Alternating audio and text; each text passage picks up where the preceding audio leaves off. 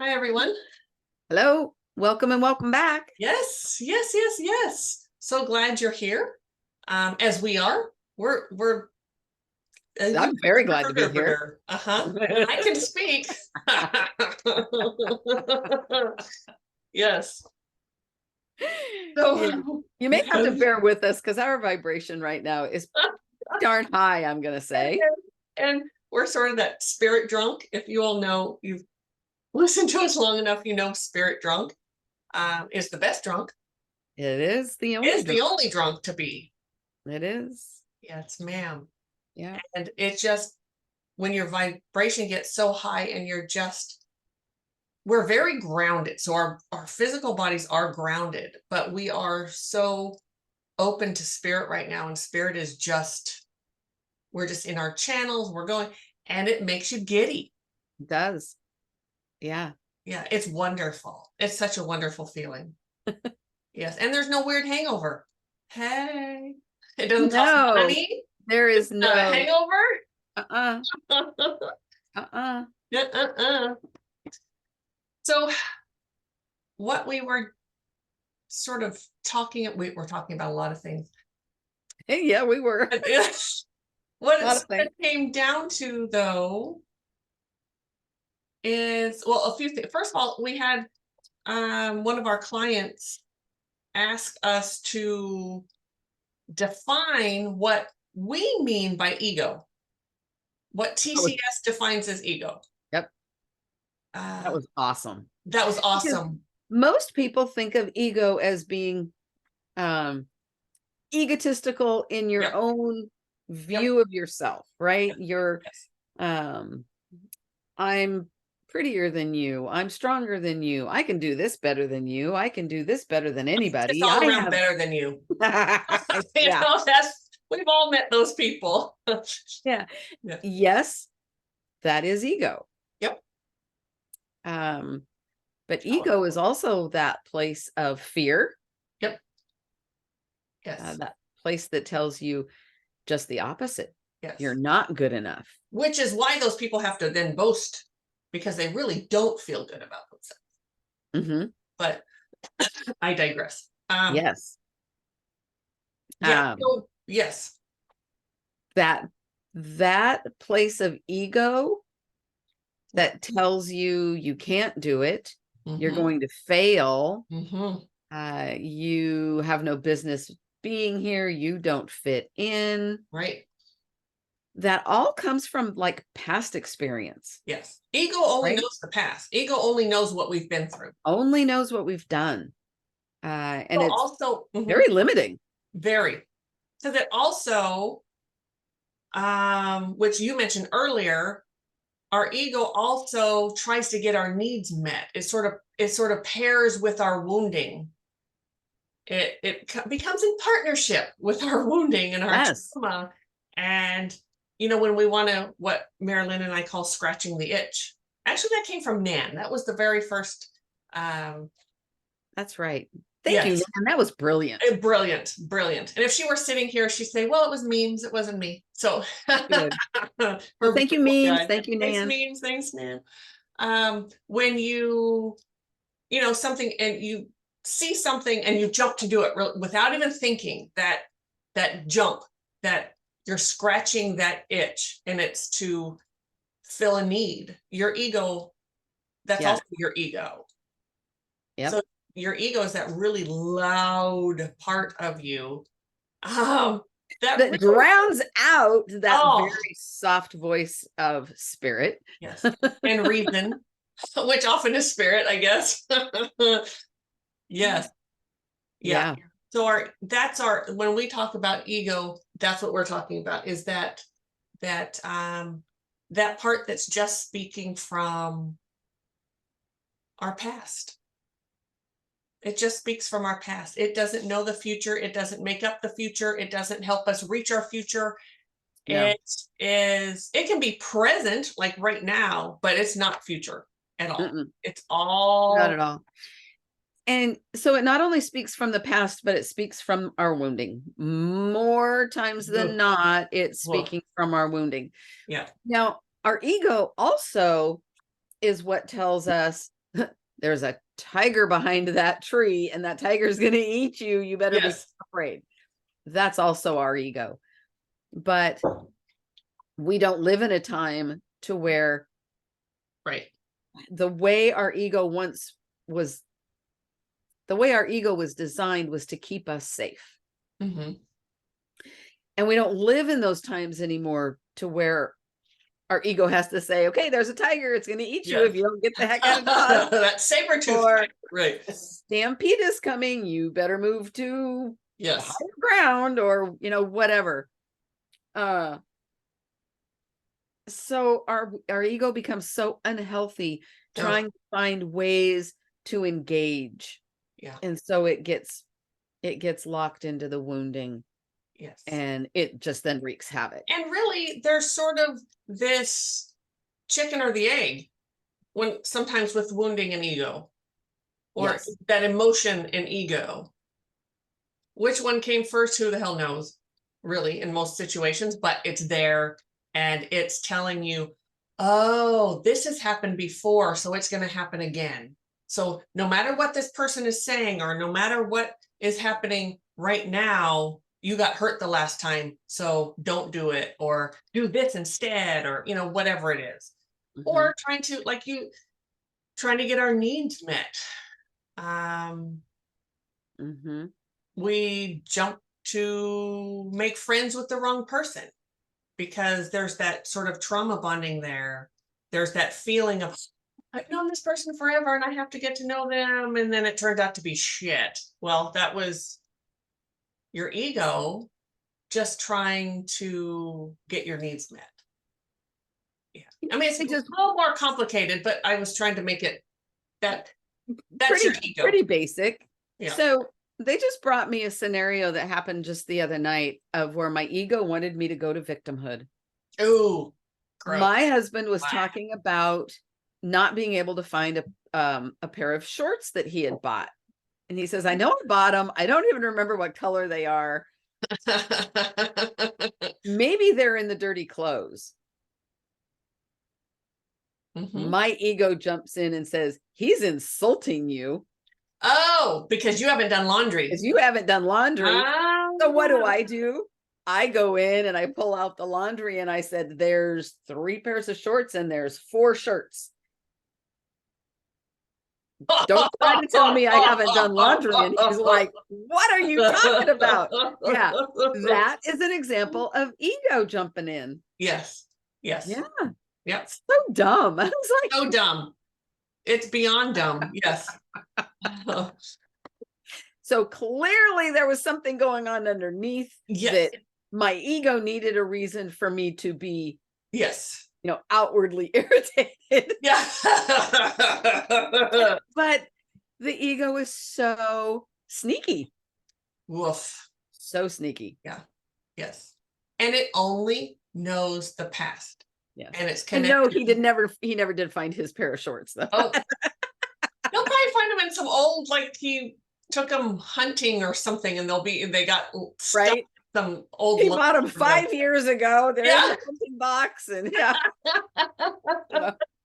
How many times have we done that? Oh, I'll just put this here for a minute, or I'll just I'll remember, and No. Yes. So our ego thinks that we are so brilliant that we're going to remember that oddball place of putting things. Yes. Yeah. And sometimes we are, and sometimes we're just not. Most of the time I'm not. I'm not. No. Our ego is so complicated and convoluted. But it's that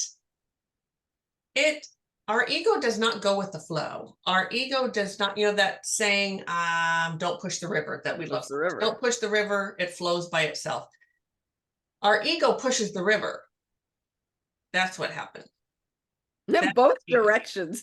Yes. Or pushes you under, holds you under the water. Holds you under. Sure. Yes. So that's the ego, and it's loud and it's obnoxious. It's also connected to our lesson. Oh yeah. You know, Huge. those are our lesson. And when we can put the ego aside and listen to what we would call spirit, if you're not spiritual, you'll call it something else, and that's certainly fine. Your intuition. Your intuition, your consciousness, whatever verbiage you want to add on there, and could be all, I mean, sure, I'll take all of those. When we're not listening to that, you know, when we're humaning, which is so hard. It is hard. Yes, it's very hard. We get ourselves into those situations, those lessons, but we have to learn them. We have to. That's why we're here. That's why we're here. Right? We're here. Get our ass handed to us, learn the lessons, and we do grow. Yes, for all, yeah. I just spent a week with family. This time it was my husband's family, not mine, but still family. I mean, I've been in the family for 30 years, so it's my family too. Yeah. Unfortunately. And woof, old wounding comes up, old behaviors, old stuff. You get stuck in it. And everyone does. Everyone. And it doesn't matter how much healing I've done, which I've done, you know, a shit ton or a butt ton, whatever that technical term is. And you fall back into old patterns. Yeah. Back in there. And so, yeah, I definitely had, my ego was running amok. For our ego wants to be in charge. Yes. And it just can't. It just can't be. It And we don't even realize it happens sometimes. I didn't realize I was spinning in that for days. And I didn't even tell you about it. No, you didn't. No, not until you mentioned it. And I'm like, where did this come from? Yeah. I was hiding it, which is another part of wounding. We learn to hide things.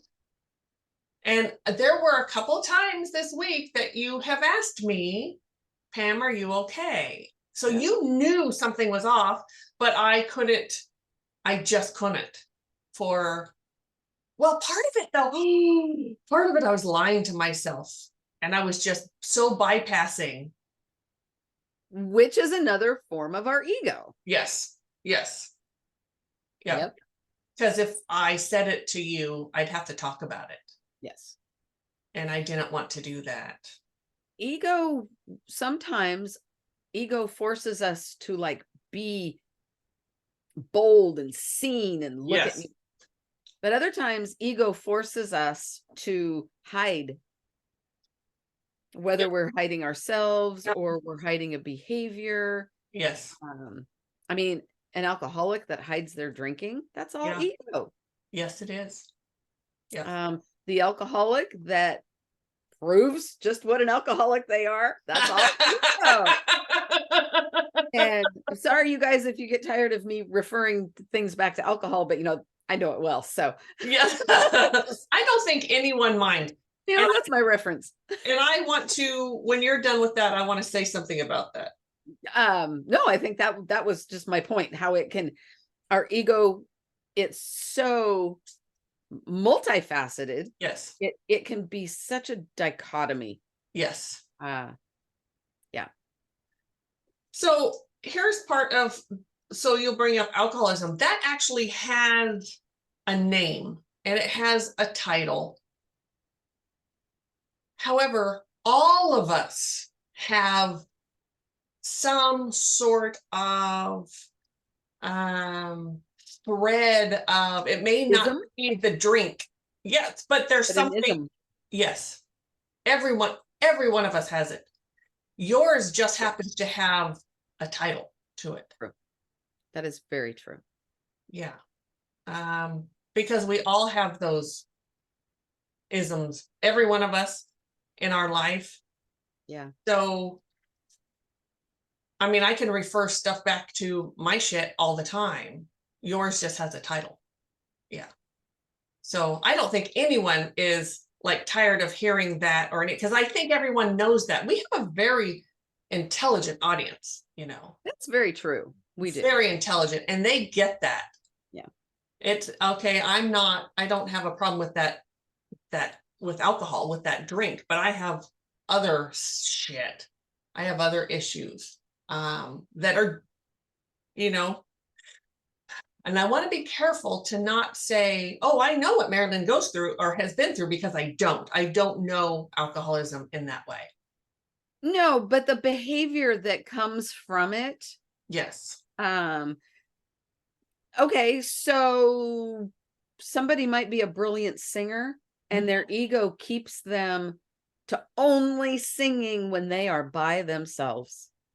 Right.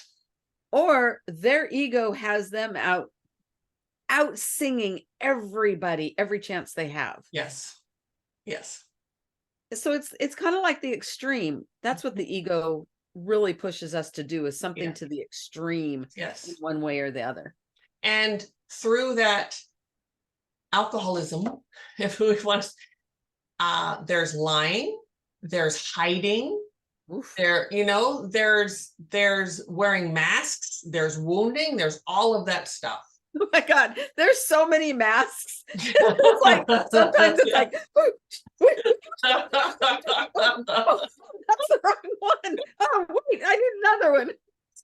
Wait, where's my other one? Where's the one with the yeah. Oh no, I need, it's horrifying. Yes. Just horrifying. When you brought up, that's so funny. I'm sorry, I have to tell this story because it was the best for all of you who have children, who have, whatever, families where you go to the school, the elementary school, and they have their like Christmas pageants, and everyone, they bring the kids out and they're singing. Every one of us, I don't want to hear any liars out there. Every one of us only goes for our own kids. Like, you could care less really what other kids are doing. I mean, they're kind of cute and everything, whatever, blah, blah, but you go for your, anyway, this one, we lived in a small town when the kids were small, and there was, a church on every corner. It was that type of place. And this one church, most of our teachers went to this one particular school. So the pastor's wife was a singer. She would sing at all the services and everything. Well, then we had the music teacher who was also a singer. So they decided, for whatever reason, I don't remember, this to do a duet or something. They were on stage singing. Here, it's supposed to be about the kids, right? Who are all in front of them on the stage. They're all on the stairs, and then those two are on the stage. They are literally pushing each other to get, for one to come forward, would literally like strong arm the other one and come forward and start singing. And then the other one, you could see it in her face, like, hell no, you're not getting in hand. And she would jump in front of the other one and sing louder. It was the best Christmas pageant ever.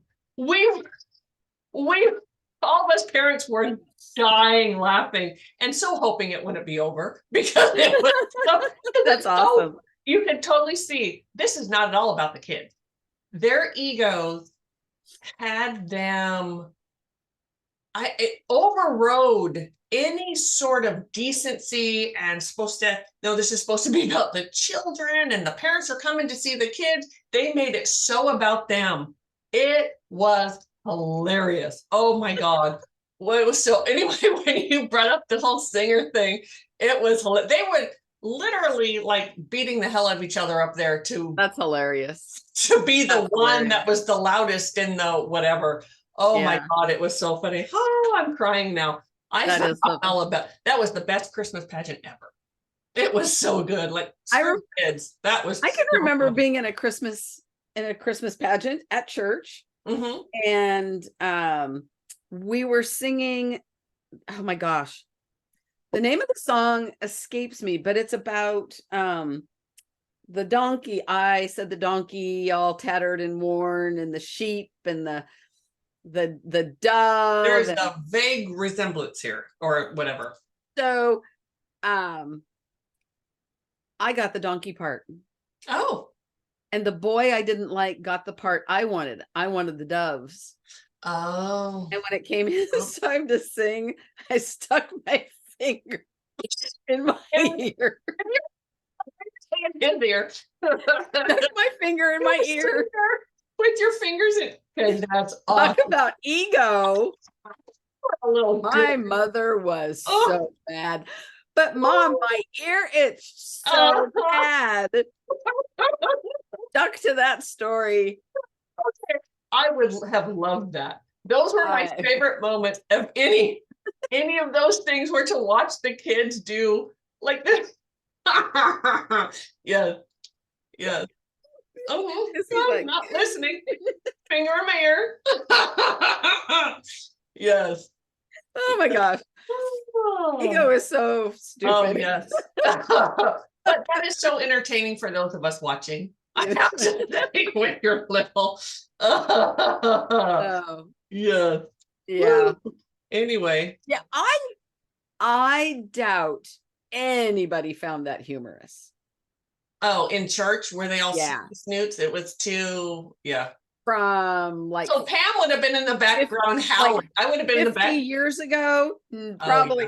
Probably not. I was like probably the embarrassment of, Oh, yes. you know, Yes. and my poor mother. Yes, but you were the kid. You know, you've seen those little memes where it like has all these little girls. They're in their ballerina, whatever, the little tutus, and you got the one kid that's like upside down. Yep. You know, and it's like, be that kid. That's the kid. Yes, be that one. That's just not embarrassed. That's not just be that one. Yeah. I love that. Love, love, love. Hey, at least I didn't just sing it for him. That's true. That's what I swore. That's where I thought you were going with it. That's funny. Yes. Woo! Too funny. Yeah. Okay, so back to this is what we do all day, people. This is what, when we get together, this is what we talk about. And this is the, you know, we tell the stories to each other and we laugh. And so this really isn't, our podcasts really aren't a whole lot different than when we just sit around. Not really. No. At least now they're becoming more of what we do. Yes, that's true. It's really hard starting these. Yeah, I'm sure our first one, no one, okay, don't go back and listen to our first ones. No, please don't. Or if you do, just don't, just remember we were starting out and we were trying. And I know that's true with people have said that about our videos on YouTube. They're like, you've gotten so, they're saying it so kindly, you know, you've gotten so much better. Thanks. Thank you. It was scary. It was scary. Really scary. Yes. Podcasting even was scary. Yeah. Very much. Yeah. It's for those of you who haven't tried it, I think it's something that everyone should at least try. And even if it's just you sit in your room all by yourself, just turn your phone on, whatever, just and just start talking and see how difficult it is. And then see how far you can, how long you can go. Yeah. And then see how long you can watch it. Oh, ouch. Yeah, no. 2 seconds. Bleep off. Okay, I'm done. The self-judgment that comes yes is it can be harsh. Yes. I'm like, oh my God, my voice. I sound like, you know, the mice. Do I really sound like that? Yeah. It took me a long time to get used to how deep my voice is. Mm-hmm. And I've tried to not, you know, because usually I'm, you know, I do the whole Minnie Mouse or the mice from Cinderella that get really out, and I try to bring it down to not do that. And that's what, you know, like broadcast, they used to have, I assume they still have, like, things have changed so much now. They used to have like broadcasting school, but they would, not that I ever went, but I had heard they did. They would teach you. I don't know if they still do. A certain way, a certain tone. That's why you used to listen to like all the DJs, the radio people, and they had these amazing voices. Oh my gosh. Yeah. And they were just booming, and they were so, and you still come across them once in a while. Yeah. But now with everyone just grabbing a microphone and a camera and having a podcast, that's not exactly truth anymore. But and it's hard for people like me, in contrast to people like you. Who have the gift of gab.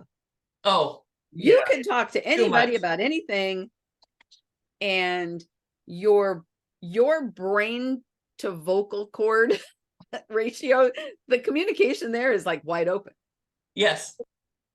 And for me, it's like there's a lag in there sometimes. It's like my brain knows what it wants to say, but getting the words to actually come out of my mouth, it's painful sometimes to go back and listen and hear that dead space and think, oh my God, Mari-Lyn, I know what you're thinking right now. And why in the world can't you say it? And it's just, yes. Okay, I'm going to be honest. It's just fear. Yeah. Well, it's just fear. And mine hits me the opposite. I talk faster and more. So sometimes you do, yeah. Mari-Lyn and I have honestly had to, it's like, okay, she slows down and I speed up. We have to find a happy medium here, which we are happy medium. Thank you, Dan. We are happy mediums. We are happy mediums. But to find that so it's not so crazy, like Mari-Lyn's over there, wah, wah, wah, and I'm like, yeah. So we've really had to be conscious about, but both are fear. Both come from both are fear. That fear. Yeah. Yeah. I get nervous and so yeah. I get into that self-judgment. Yes. And what's that term? Self-conscious. Yes. I get so self-conscious. Yes. And that's and it's so unuseful. Yes. And I've always been able to, I'm like right now, I'm talking, I can also talk to Fred at the same time in a whole different conversation. Yes, you can multitask in and lately, maybe about the past month has it been coming on? Maybe not even that long. Spirit has brought me a new gift where so in 3D, I am not a multitasker. Do not ask me to do more. I mean, no one really can, but I can't hold that in my brain. I can multitask sometimes. Oh, okay. Yep. Sometimes. I used to be. Ooh, okay. When I was a drinker, I could multitask like the best of y'all. Was that to hide? Yes. Yes. Yeah. Mm-hmm. Yep. Because you had to hide that you were drinking, right? Oh, good God. It took a lot of energy. Oh my goodness. It hurt my brain. It hurt my soul. But I could do it out of sheer necessity. Yes. Because if I assume, and you should never assume, but I assume if you didn't do that, then someone might realize that you're drinking or maybe hungover. Yeah, because I didn't tend to drink during the day. Okay. So a lot of mine was to hide the hangover. Yeah. I get that. Yep. Yeah. So if I'm just fabulous at what I do in the day, then nobody has any idea that I'm. And I'm sure they didn't. Blackout. No, they didn't. No. Blackout raging drunk. Anyway. Yeah. Yes. So it's been about a month, I think. Spirit has brought me a new gift. And if you watch our videos, our clearing videos, I've never gone back and watched, but I wonder if you can notice it on there. I don't know. Oh. What Spirit has done though has opened me up to, this is only energetically though. I mean, I'm the multitasking is off the hook, off the chain, off the reservation, whatever. Like it's crazy. I have to correct you though. It's not all energetic, because while you're energetically multitasking, you can still carry on a conversation in 3D. That's true. Yes. Yeah. So that's true. You're right. Yeah. It's bizarre. And I'm sort of warrior. I'm trying to grasp this because I'm talking to either Mari-Lyn or the client. I'm clearing up the grids, doing all of that. I'm talking to an earthy all at the same time. and my guides I'm talking to. Like, I have so many things going on. It's unreal. And the first time I realized it, I was clearing, I was doing like several things. And I said to Mari-Lyn, I remember this specifically. I don't remember the the exact clearing, but I said, I'm going to let you talk because I'm going to go ahead and clear. And so I'm clearing. I'm talking to an earthy. I'm talking to my guide, the guardians, what all, whatever do I do. And I can very clearly as well understand what you're saying, what you and the client were saying. And then you joined the conversation. Yes, I joined the conversation, and I did not stop doing anything else I was doing. No, you did not. Yeah. No, you didn't. Crazy. It was crazy. Yeah. And I'm like, wait a minute. I was doing the same thing. Like, what am I doing right now? It was crazy. Because it was, for me, it was like, Pam doesn't usually join a conversation if she's in the middle of clearing. Yeah. Why did she stop? Wait a minute. She didn't stop. I did. It was crazy. I don't pay attention really what you're doing specifically. Yeah, but that was a big thing. Doing something else, and I'm like, but no, but what? Whoa! It was wild. It was wild. It was awesome. It was mind blowing. And yeah. I think part of why that just came out now is because I'm getting a few people, maybe like 3 or 4 people out there listening. Psychic abilities, gifting. When we say gifting, it's not, some people think it's just like a psychic ability or I'm more clairvoyant or I'm clairaudient. We see things so differently. That to me is a gift. I was given a beautiful gift. Great. That's the kind of gift that opens up with us as we heal. If you are unhealed, good luck getting all of that type of gifting. It just doesn't come. Mm-hmm. Yeah. To be sort of multifaceted in many areas, you have to heal. I know that Mari-Lyn and I talked about this. Our bodies can only hold so much energy. And when we're holding on to wounding, to that trauma, that's taken up a lot of space. Yep. Lots of space. So when you get rid of that and you release it, you heal it, but when we heal it, we get to let go, right? Yeah. Leaves room for something new to come. And spirit always fills it with a new gift. Always, every time. Always. Every time. And it's not always just overnight. I mean, sometimes, it takes a while but all of a sudden, pow, just like that did. That was crazy. And I still, even at that time, I'm like, Fred, what the hell's going on? And I'm still doing 5 things at once. And I'm always arguing with Fred, though. I can almost guarantee you, every time you see me, I have a conversation with him in my head and I'm arguing with him about something. Just about all the time. Yeah. But anyway. Oh, yeah. So, yeah. Ego. That's what we're talking about, right? Ego, I think. Yes. Mm-hmm. And it's, boy, it does kick our ass. It does. Yeah. And that's what's so good about no matter how you commune with spirit every day, whether it's through meditation, through exercise, however you're able to just clear out your ego and just receive from spirit, mm-hmm. which is what Mari-Lyn and I call meditation. However you do that, but that's yes, vacuuming. Yes. Oh, yes. You and your vacuuming, gardening, mm-hmm. Walking, doing the dishes. Music. Yes, it doesn't. It just however you spend that time. Yes, it is. Yeah, it's good for us. I don't know where I was going with that. I totally just got taken out. Speaking of multitasking, I'm not multitasking at the moment. Well, what the heck? What took you out? Yeah.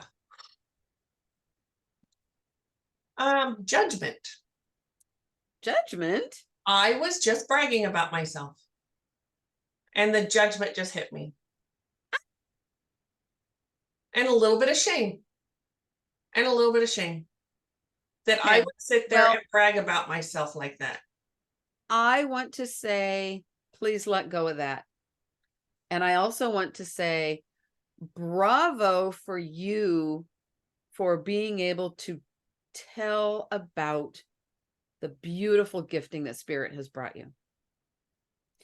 Never once did you take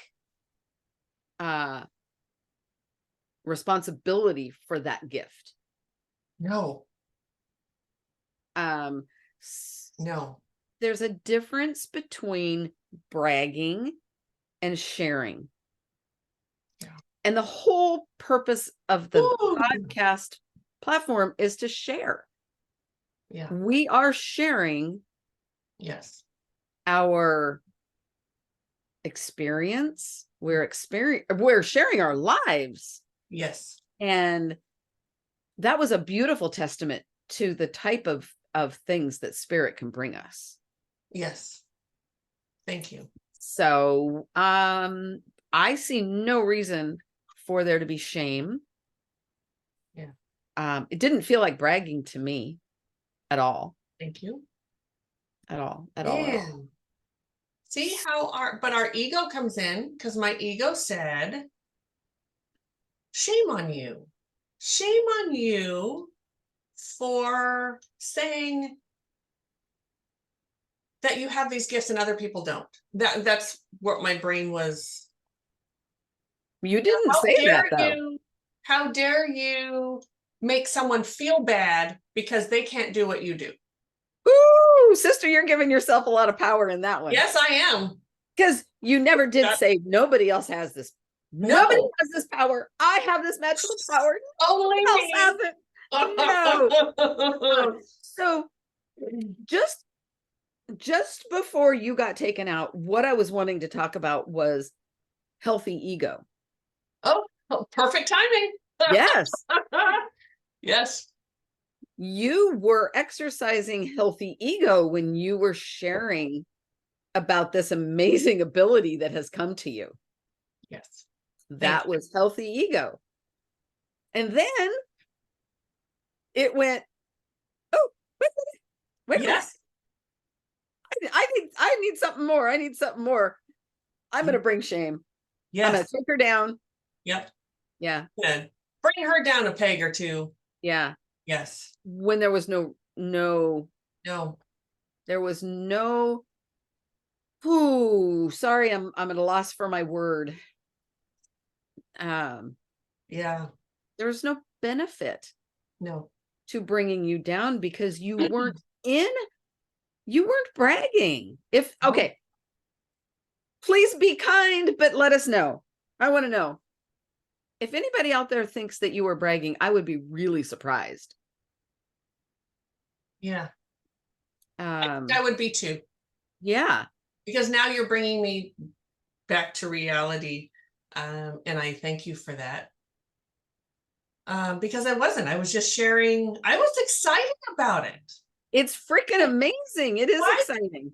Why is it so hard for us to be excited about doing something well, a new gift or just a gift? And why is it so hard for us to not have that sort of either self-deprecating humor, which I know that I have.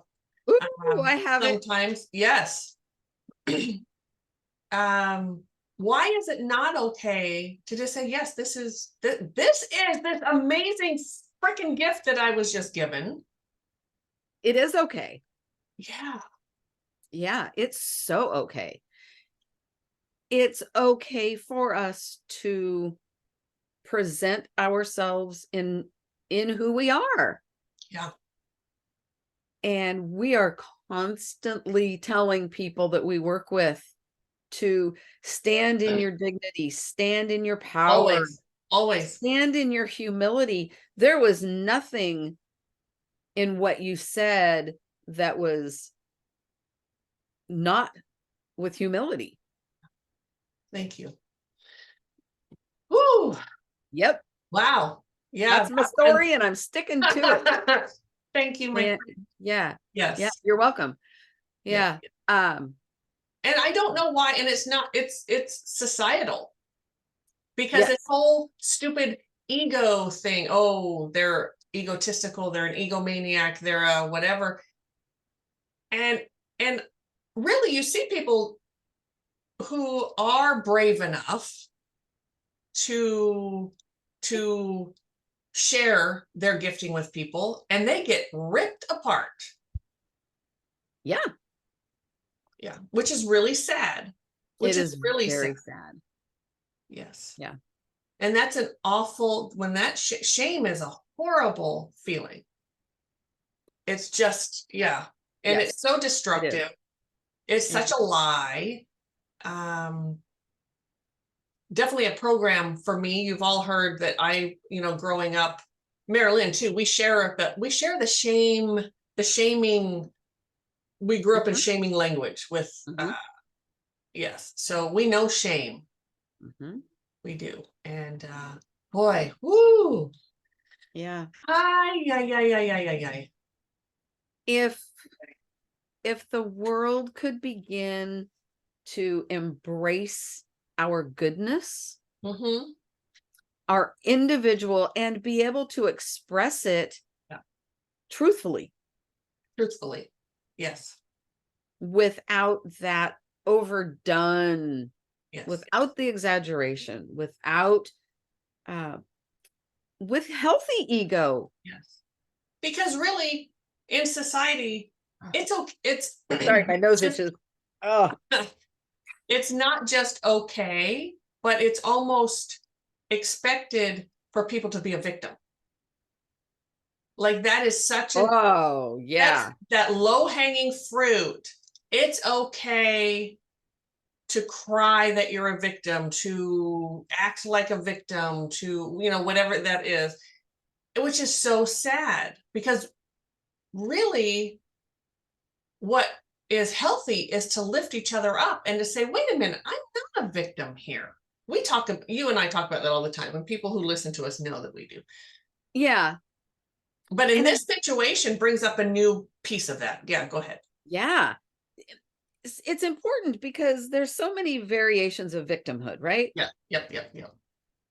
Yes, it can be important to say, damn it, I'm a victim. And damn it, I'm not going to be a victim. Right.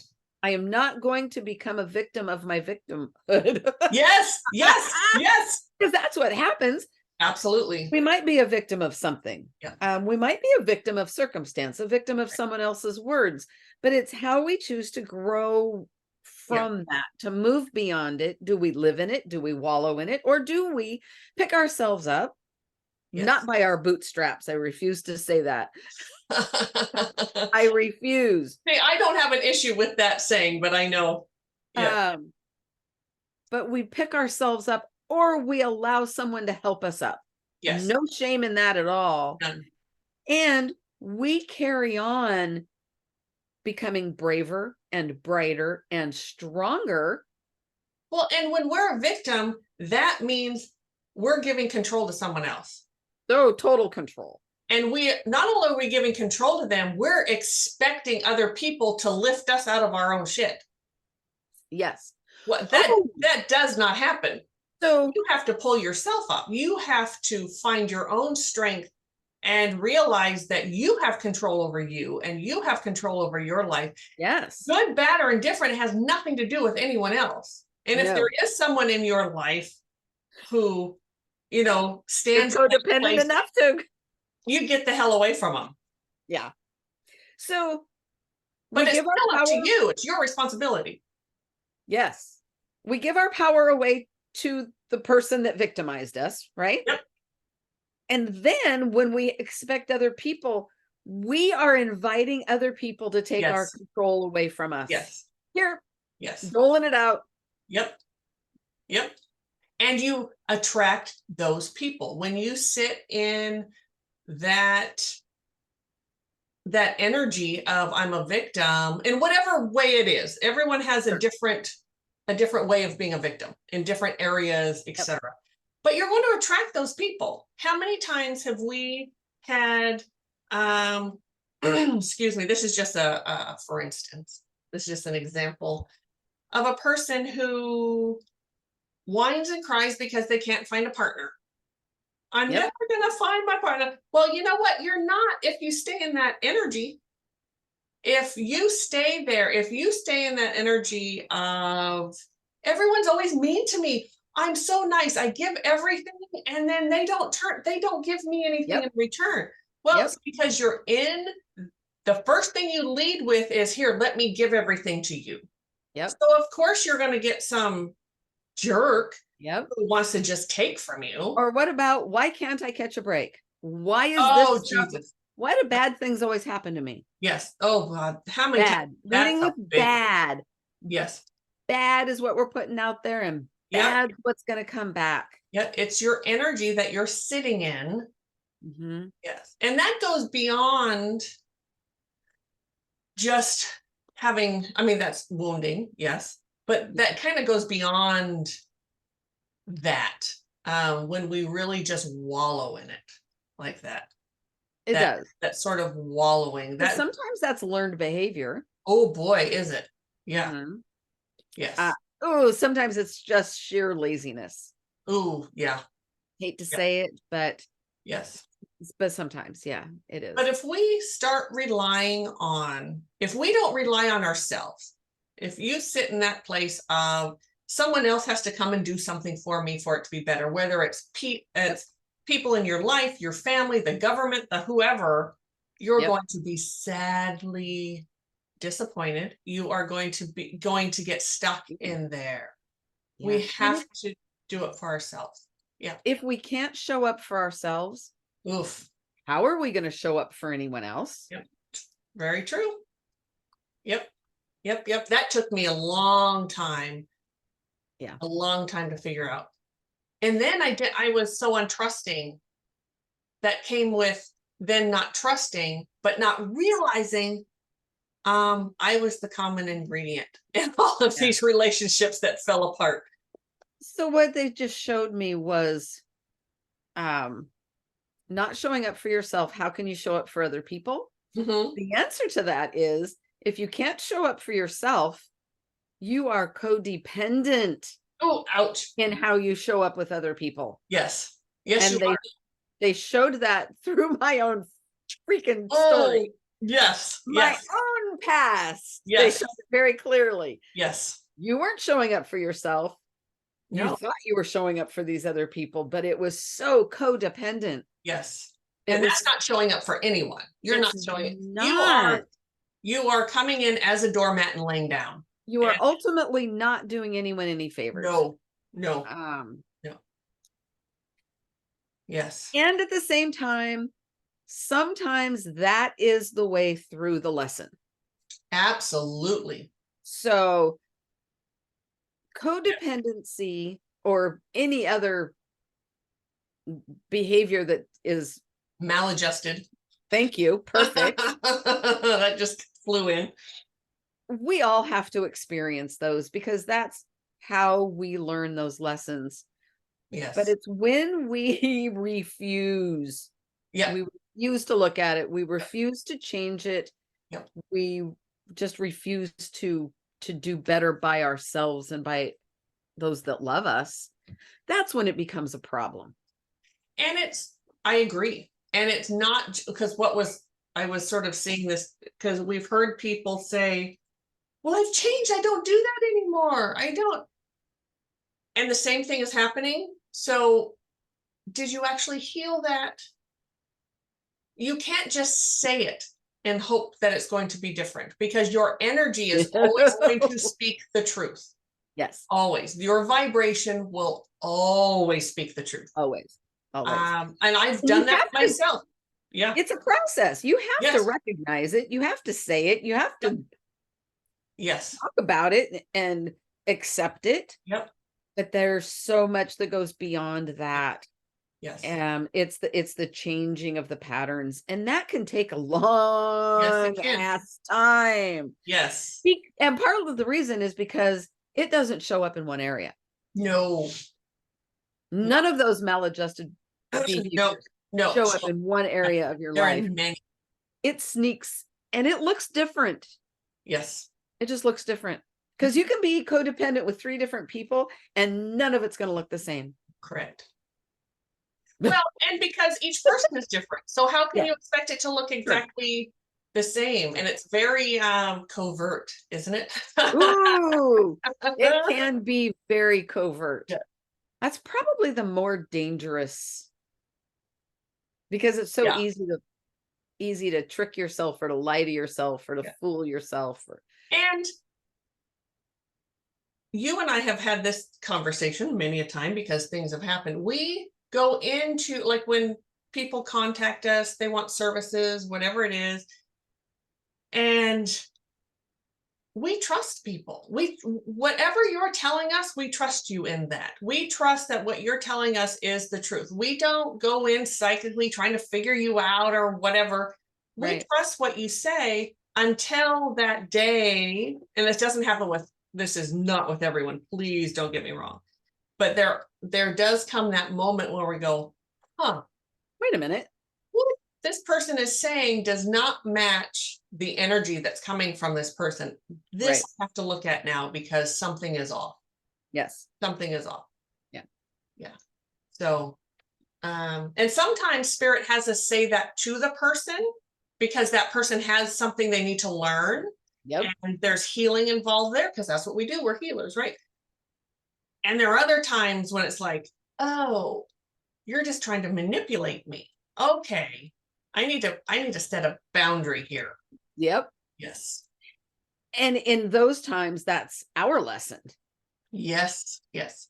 More than, clearly there's lessons for the other person, but that doesn't mean that we are the ones to bring that lesson to the forefront. There's a lesson there for us when in boundary setting. And so there really isn't any. So for those of you who, might get into a relationship and you go, oh my God, I did it again. What the hell? This person, blah, blah, blah. Try not to beat yourself up too much. Try to see that as a lesson. Say, oh, look at me. Woohoo. Before I got too deep into this, I realized what it is. I am getting so much better. Yeah. I'm getting, and I'm not talking about like 2 years in. I'm talking, well, now that depends. Yes. Okay. That depends because if you are in a relationship with a person that has a covert personality, oh boy. Yeah. It can, it can be sneak up on you and you may not realize it. I love to tell people about the process of working through something like codependency. We should bring that term up a lot in our podcast. I know. Well, it's pervasive, invasive, whatever. It is it's everywhere. And it's you know that I always think that codependence, and that includes narcissism, because narcissists are codependent. But that's collectively what we're all working on. I think so. I believe that's a biggie. Yeah. But in any behavior that we're trying to change, to stop doing, first we have to recognize that it is even a thing. And we're not going to recognize it until after the fact. So it becomes part of your reality. It happens and you go, oh, that's what they mean. Yes. By that behavior. Yes. Ooh, okay. You're going to still do it a couple of times and then go, ooh, dang it. I'm tired of doing that. Yes. I swear to you, it's going to happen. You're going to be in the middle of it and go, oh, what am I doing? What am I doing? Can I stop? Can I stop? Back out of the room slowly. Yeah. Yeah. You know what? Maybe sometime you will stop and maybe sometime you won't stop, but you've recognized it in the middle. Just the fact that you've recognized it at some point is a really good thing. And I didn't mean to dismiss that. But the next point is it's in your brain. Yes. And you haven't even gotten there and you're like, yes. And the next time, what am I thinking? yes. And the next time it'll come sooner. And It then will come sooner. And then pretty soon you're like, hey, wait a minute. That scenario that happened yesterday, Yeah. once upon a time, it would have looked like this. Oh, and it didn't. Yes, And we have done that many times. Like, how many times have I said, oh my God, that would have triggered me 6 months ago. Yes. And yeah. No trigger, nothing. It's the beauty of healing. Yes. So there really is a pattern of progress to look forward to. And some wounds, or sometimes it's not even a wound, it's just a adopted thinking around something. Sometimes those, like, you heal those like right now and you just never do it again. That can happen. And then you can't even remember what. Right. Yes. Like, you can't even remember what it was. Yes. But there are other ones that are, we call them the lifer learning. Lifer learning. There's always kind of something there that you bump up against. And no matter the amount, because there are areas where Mari-Lyn and myself and many others you've healed a big part of something. Yep. And then you find yourself in that crazy underground garage and you're like, oh, there's more layers to it. And there's always going to be more layers. But the biggest portion of it has been. And I think for me, codependency is one of those. Absolutely. Absolutely. And it looks so different. For my entire life, I have to be on alert. Yes. To codependency. Yeah. Just like I have to be on alert for alcoholism. Yep. So I am in recovery. Yes. I'm in recovery with alcohol. I'm in recovery with codependency. How would you put that? Because humility is something that I am here to master in this lifetime. Yes. Yes. So I'm not in recovery with humility. I am in, because humility is something I'm trying to gain. Yes. You're not recovering something. Way. I'm going to say I have come a long way. Oh, amen, sister. Yes. Yeah. Absolutely. Because I used to have the opposite of boasting. I was so, what is that? Self-deprecating. Yes. And I have come a long way in that. When someone, now there can be, you can have a joke that is self-deprecating. Okay. If you are with someone or you yourself do that, that is your go-to every time. There's a wound there.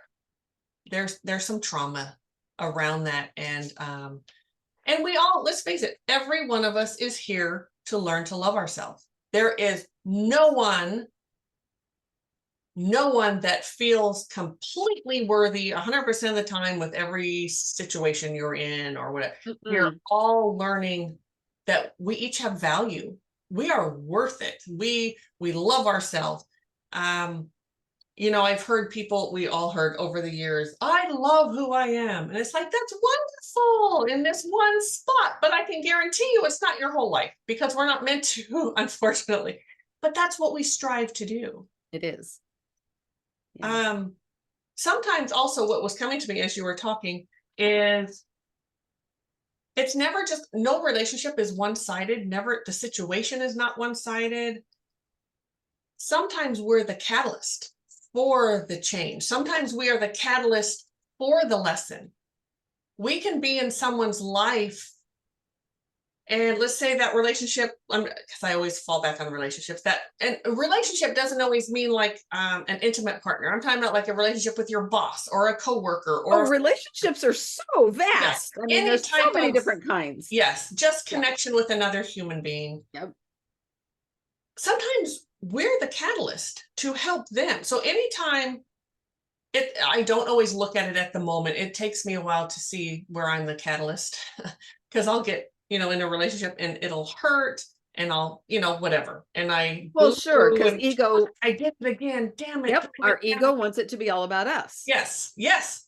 That's where ego pops in. And then at some point I can look at it and go, okay, but I was a catalyst for that person as well. And what that person does with that is up to them.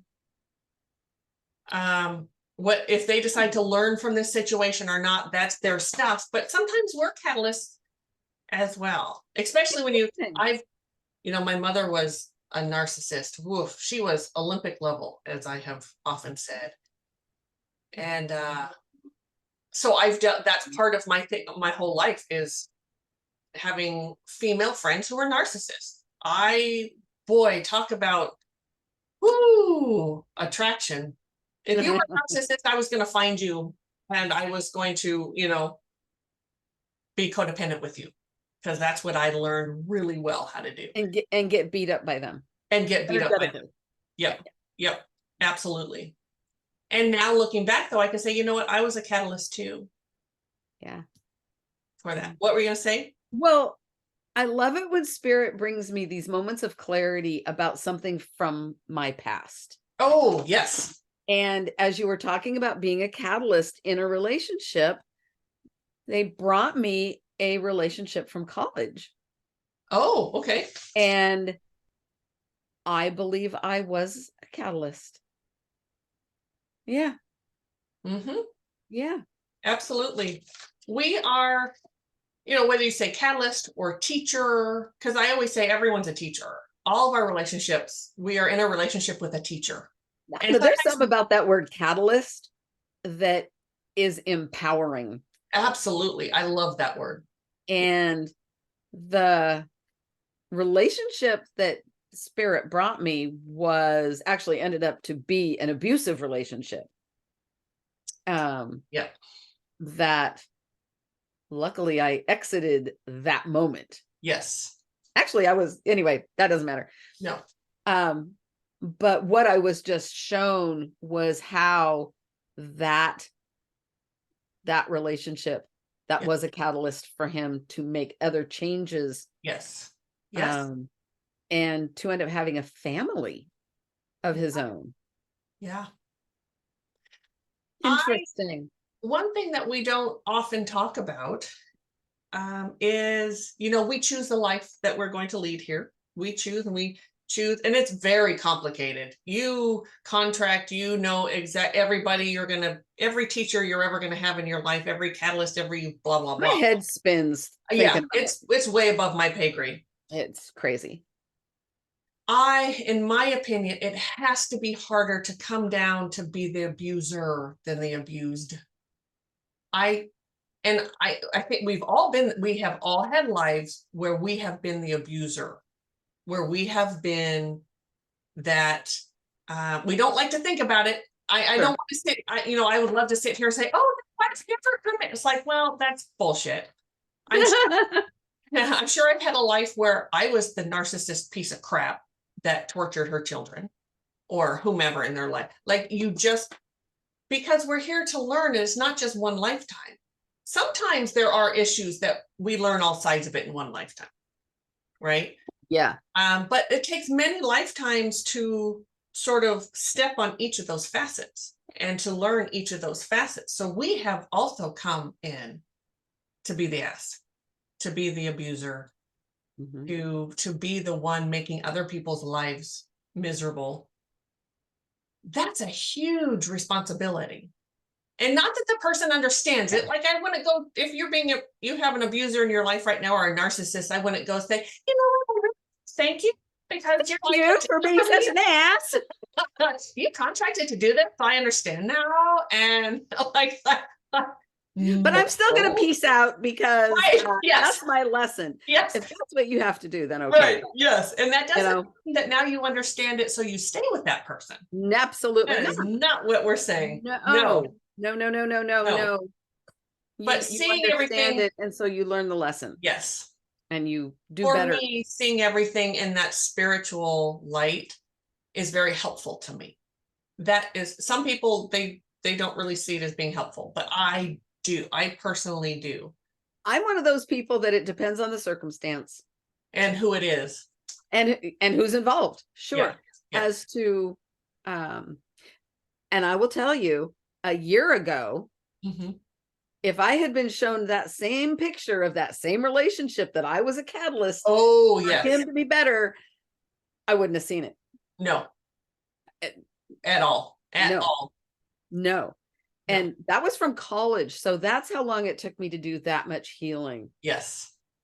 Yep. Because I mean, there were so many So many, and you were wounded to meet him. Yes. Yes. Yes. Yeah. Yeah. We don't just fall into those situations for zero reason. We like to think, and it's just not, there is something about us. We have those lessons to learn, and not to say, don't get be careful. It's never okay for someone to be abused, ever. Ever. However, during the healing process, we have the opportunity to learn what the wounding is that we had that drew us into that relationship, and how it was meant to be that way for us to gain our own strength, our own dignity, our own worth, to see our own value, etc. So, and that is not placing blame. no, my Person that gosh, gets abused in any way. and that's not saying, oh, it's okay for the abuser because he came down to do that. No, right? I don't think so. No, No, the piece of crap is so still, it's convoluted, and it's yes, crazy, and it's yes, and it's just on the spirit. So I can see someone spiritually, yep, and I can see someone in 3D, and I hate you, you little twerp, in 3D. Don't like you, don't want to be around you, you're a piece of crap, want nothing to do with you. But spiritually, I can also see you and say, okay, you're a wounded person, and boy, you came down to take on a lot, and whatever, you know. But no, I don't. I try not to mix the two. You know, when someone, if they're in that situation, like, I don't. And it's so interesting because I tend to mix the two, and sometimes it gets me in trouble. Yes. Yeah. I don't know if trouble is the right word. Trouble's not the right word, but what else would we use right there? Yeah. Put you in a conundrum? It does sometimes put me in a conundrum. Yeah. I don't like conundrum. And I guess the reason would be is because I see the spiritual part, but the person involved, yes, they don't see the spiritual part. And that can lead to allowing myself to be taken advantage of. Yes. And that's also why you don't go to a person like that and try to tell them, you know, or apologize, or say, oh, I'm so sorry that you did, you know, whatever. Like, you don't feel sorry for those people. Unless someone, an abuser, comes to you, well, even then, no, you just need to get away from them. They have to change. I'm gonna back out of this one slowly. Back away. Yeah, so we were talking about being a catalyst for yes. And being a catalyst is an honor, not a burden, is what I believe my beautiful friend over here once coined that phrase. Being a catalyst is an honor. It's not a burden. I do believe I channeled that. Yes. And it's a beautiful saying. It is. It is. It is. And it totally changed my perspective. Yes, because I believe what we were talking about at the time is what a burden it can be. Yes. And it came and slapped you in the head and said, no, it's an honor. Yeah. And we can create a burden out of it, I suppose. Sure. But it isn't. Sure. And if I remember correctly, we were talking about being a catalyst for change. We weren't necessarily talking about wounding. Yes. But just a catalyst That's for right, we were. change. Yeah. A catalyst for activity. Yes. And sometimes that can feel like a burden, but it's all in the way you perceive it, all in the way you look at it. Yes. And now with that beautiful messaging, yes, it really is an honor. Yes, it is. To be that catalyst. When we started doing this, it was to bring truth. Yeah. And really, we kind of started it, you know, everything evolved. Thank God it evolves. But thank you, Fred. Thank you, Cowboy. Yes, it was just the we wanted to bring truth to the paranormal. That was kind of our, and it has just evolved into, no, it's just the paranormal is spiritual. Like the whole spiritual, it's we humans that put all these labels on things. Yep. And it's all spiritual, all of it. Yep. Yeah. So I guess we get to decide to be a victim or a catalyst. It's our choice. Yes. Yeah. So let's choose to be catalysts. Let's choose to if we're a catalyst for ourselves, yes, and a catalyst for someone else, that's amazing. The catalyst for someone else is a bonus. Yes. That's the bonus, because it's really about doing it for ourselves. Yeah. Being a catalyst for change for ourselves. For ourselves. Yeah. Standing up for ourselves with ourselves. Yep. Yes. Yeah.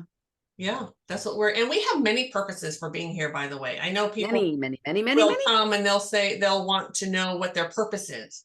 It's my purpose. It's like, well, you have many. We all do in different areas. But however, and finding our self-worth, loving who we are, is universal for every one of us. Every single soul. Yes. Everyone. It's self-love. Yep. Should we stop there? I think that sounds like a great place to stop with self-love. Yes. Yeah. We hope as you haven't said this for a while, I don't think. We're hoping that this conversation was thought-provoking for thought-provoking. I have not said that in a long time. Yes. Yeah. That's why, because we want to be thought-provoking. We really do. We want to get those juices flowing. Oh, so that just reminded me. That's another thing this whole week being with family. Good God, can anyone have a real conversation? Can we talk about something other than the dogs or the weather or these mundane nothing? I just wanted to, like, I don't know, do something, shoot myself. It's like, can we have a real conversation? But no. I think that is the perfect next podcast. Yes. I will write that down. I will write it down. Yep. Okay. Because there's a lot to say around that. Golly, no wonder my head hurts and I'm like bypassing. This has been truly therapeutic for me today. I mean, you and I have talked, we talk every day, but spending so much time with a bunch of people, and a lot of them are new people. I'd never met them before. Right. But there was no getting to know them. And I always think, well, I shouldn't say I always think. This week I was thinking a few times, like, what the hell are we all doing here? Just talking about nothing. And that's just not me. I like to get deep. I like to discuss things. So I am so grateful for you, Mari-Lyn, because you go right in there with me. Thank you. You and I both, right? And I'm grateful for you too. I am not, I have said this before, I am not a great conversationalist, because just to sit and talk about nothing. Oh my God. It's horrible. Yes. Snoresville. Just, yeah. Can I go to the dentist? Can I get a root canal? That would be way more exciting than trying to come. So earlier when you said about me, about being like a conversationalist. Yeah. Except for that light fluffy stuff, I don't know what to do with it. I really don't. I just sit there, with my mouth open like a cow or a carpet. It's like, it's just horrible. I don't know what to say in those situations. I'm being reminded of going to get a massage, and the massage therapist just talking. And my brain is going, oh my God, I want to relax. Just shut up. Can you not engage with me? And that's kind of how I get with just small talk. I'd rather have silence. Sometimes it's painful. So, but But the silence can be painful too when you really want to connect with somebody and the fear stops them. Yes. That can be so painful. Or there are some people who are just okay with just sitting with their own thoughts, which is weird. But yeah. Okay. Next week, there's our conversation. Okay. All right. Sounds good. Thank you, everybody. Hope you enjoyed this. Yes. Hope it was thought-provoking for you. Yes. And we'd love to hear from you. We are at tcseverydaypsychics.com. And no, we have not changed the website yet. We keep talking about it and we haven't. No, we have not. We will someday. It's coming, but the information is still good on there. We're just it is. Yep. Yep. All right. We love you all. Thank you so much. We are honored that you would tune in and listen. Yes, we certainly are. Have a good my gosh. Bye.